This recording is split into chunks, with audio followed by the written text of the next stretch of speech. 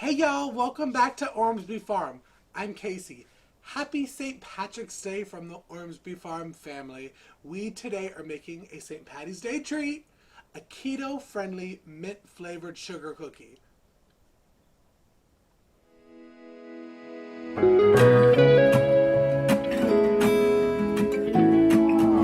I'm coming home. Alright, so today, if you've been following us for a while, you know that I've been on this kind of like keto kick.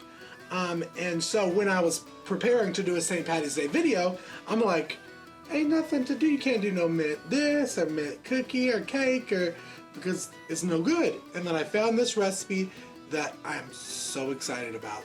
So it is a mint flavored sugar cookie, and we're gonna do some green keto frosting as well. So basically over here I have all the recipes and stuff, or all of the ingredients. And I have the almond flour. I have coconut flour. You know, I talked about coconut flour on one of my last videos, but I didn't really know what it was, but I did some more research. I hope you can see. Did some more research on the coconut flour, and it's just basically to bind the almond flour together with all the other ingredients. I have our sugar, which is a 0-calorie sugar. It's a Pariva. I hope I'm saying this right. A Pariva. I've been getting it since I started the keto diet, and it's worked well, and I've lost weight, so. And then it asks for, you know, powdered sugar, no sugar, powdered sugar, powdered. I was like, can you do that? And you can. So basically, it's your Pariva. I hope I'm saying that right, y'all. Leave it in the comments if I'm not. It's that blended up. You put it in a high-powered blender, blend it up until it's fluffy, and then it's your no sugar powdered sugar, and it actually looks just like powdered sugar. So I'm surprised. And then we have the melted butter, and then we have softened cream cheese. Salt, I use pink Himalayan salt, and then you have your peppermint extract. Now, this is because I was just out of it, y'all, to be completely honest. Normally I make my own extracts. I didn't this time, but I am going to link a video below of this one channel that does great extract videos, and you can do it really for anything, for lemon, for orange, for peppermint, for vanilla. I have done the vanilla and I still have some. So we're going to be getting all this together. So let me go and set up my KitchenAid and go ahead and get started making this cookie dough. And just to toss in for the KitchenAid, Andrea over at VW Family Farm said in one of her videos a while back, if you can get one of these at a Steel or at a thrift store or at a estate sale or whatever, to grab it because it will change your life. And it did change my life. I got it for free.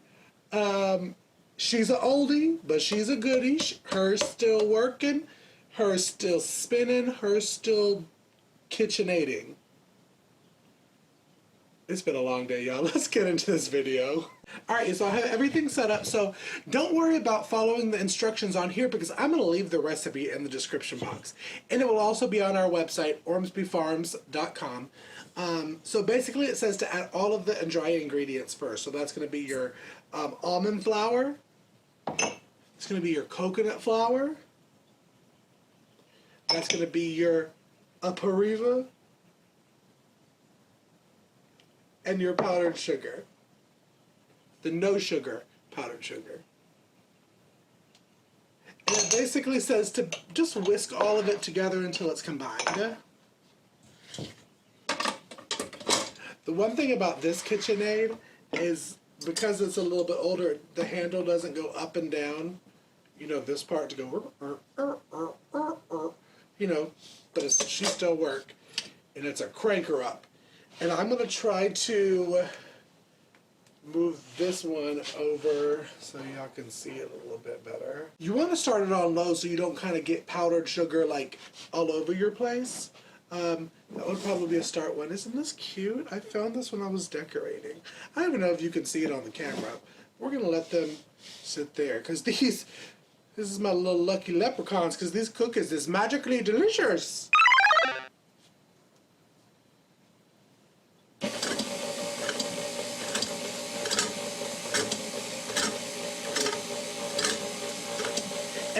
noisy, but you just want to make sure it's all combined, and you want to use your mixer attachment to it. Right? So it's pretty much all combined. I'm going to stop that, scrape down the sides a little bit, make sure all of it's getting incorporated. And again, like always, my hands are clean, I promise. There it is.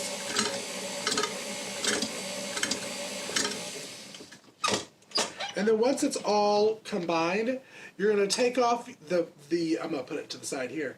You want to take off your mixing attachment and put on the paddle. And most all KitchenAids come with the 3 paddles, which is the bread one as well. This is the paddle, a cookie cake batter one.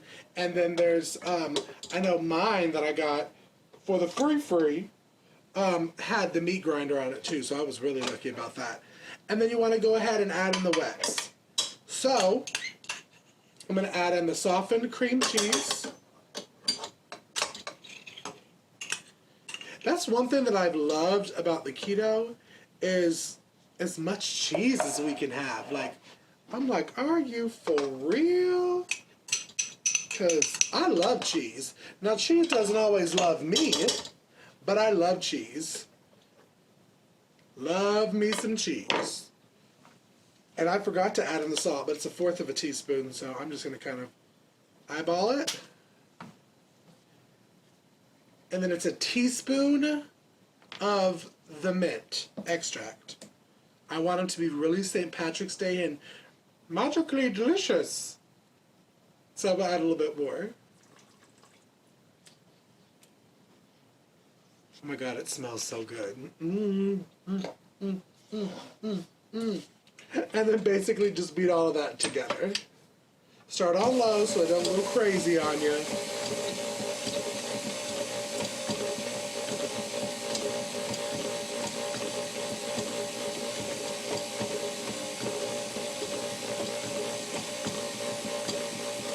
Oh my God, when I tell you that I can smell, and it smells so good.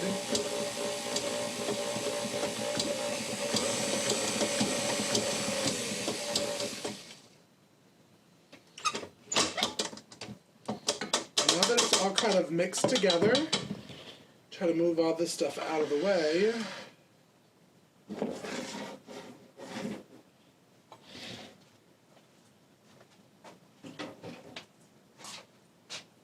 I'm going to go and try to combine it to get it to form kind of like a dough.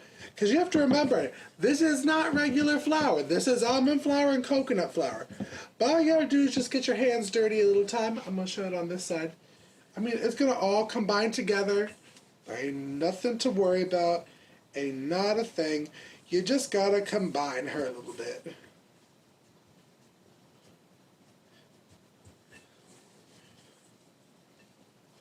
Oh my God, I'm telling you, I wish there was like a smell cam, because this is crazy how good it smells. Get it into a dough, and we'll get it into a nice dough. Put it on the side here. And I'm going to go ahead and get my cookie sheet. I'm going to put my silicone pad on it, and then I'll be back with you. Alright, so I got my silicone mat on my cookie sheet. And what I didn't say before is you want to preheat your oven to 350 degrees just to get it warmed up. But I'm going to tell you about my new obsession with the silicone mat.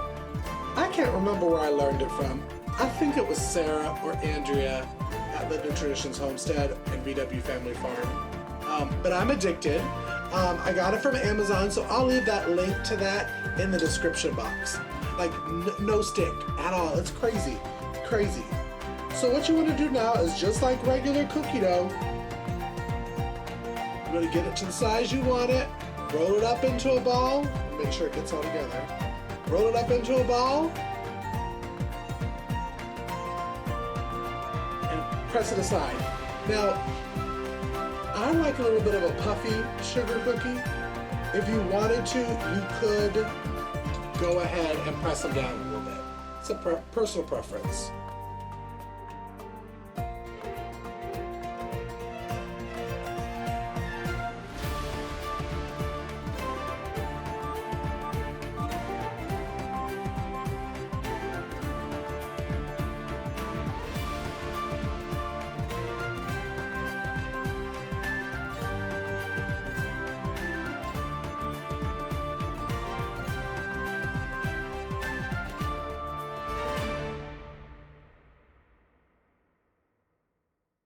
Alrighty, so they are going in 12 minutes at 350. So we'll see you back in 12 minutes.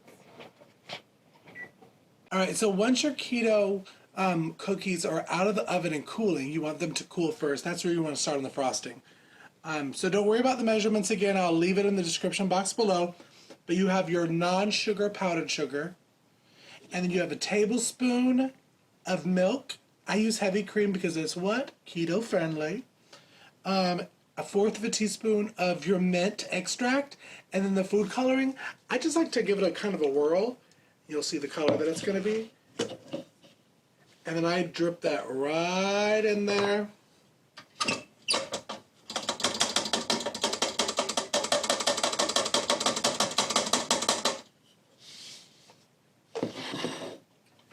And then just kind of give it a stir so it like liquefies all together. And it will, slowly.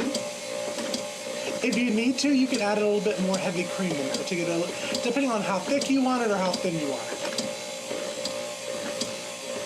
I think I'm actually going to add a little bit more in there, only because not all of it came out of here.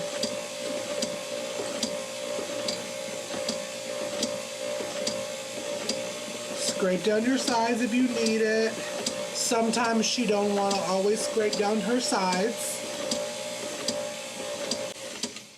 Alright, that's pretty mixed up in there. So what I like to do is I like to take a piping bag, wrap it around the cup, get it deep in there, and then I'm going to go ahead and scrape all of my frosting into it to pipe it over the cookies.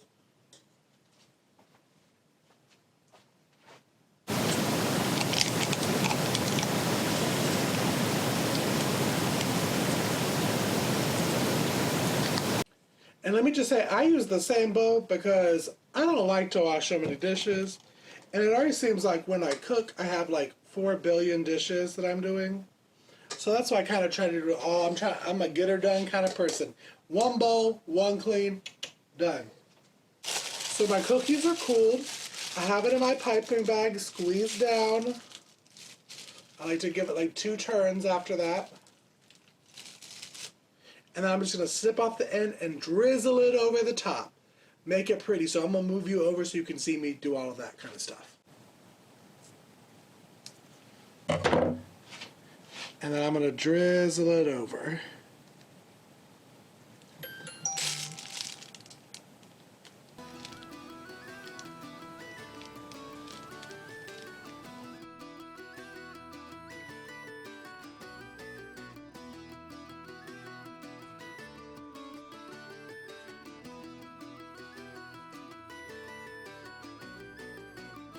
Alrighty, so let's take a try.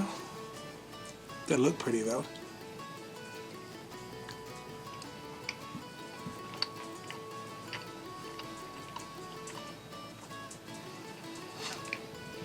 That's so crazy that keto cookies can be good.